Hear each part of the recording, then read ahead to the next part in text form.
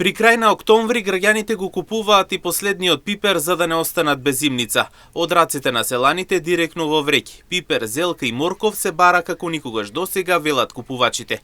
Некои ќе прават само неколку тегли, други малку повеќе. Ама и едните и другите едногласни. Зимата без пипер не бидува дури и кога е скап. Колку толку да мириса куќата и трпезата да не биде празна. Дечко 50 динара. Ефтино, скапо?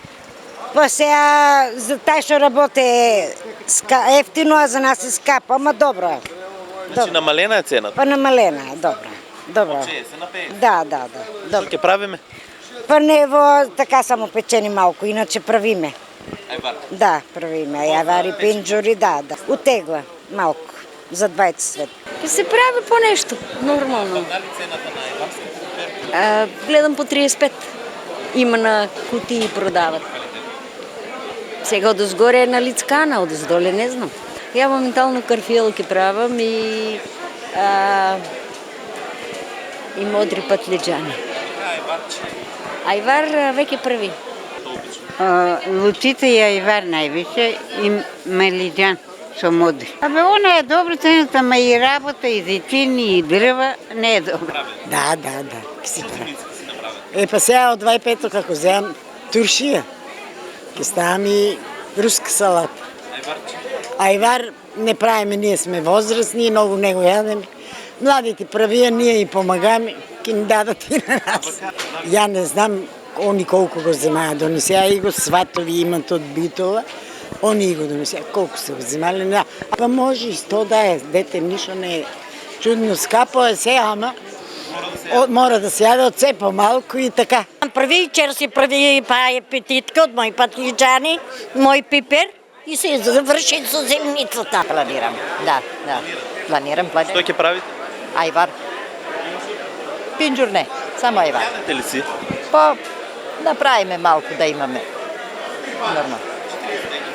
Па 20 тегли највеќе, и за деца, и за мене. Ништо не е паднато, оно се качува, оваа држава е се качено. Ќе се прави ли ајвар? Ќе се прави кој има пари, кој нема. Не. Моментално цената на ајварскиот пипер е 60 денари за килограм, велат производителите. Додаваат дека граѓаните го купуваат, но со послаб интензитет. Ни купуваат, ама со послаб интензитет, не е како што беше. Веќе изнаставија луѓето.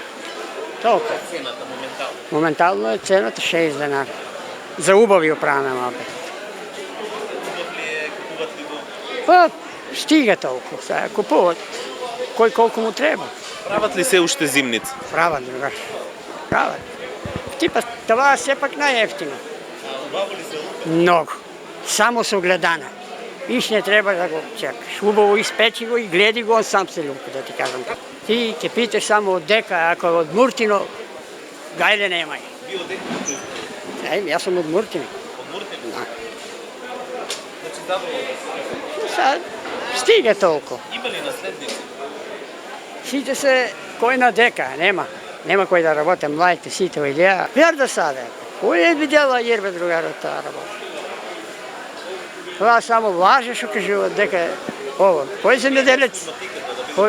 Кој земјоделец има пари? Инаку граѓаните понатаму остануваат децидни. Тие што ќе прават зимница ќе треба малку повеќе да заштедат за да си го овозможат овој луксус. Оние што сега нема да прават ќе чекаат подобри времиња.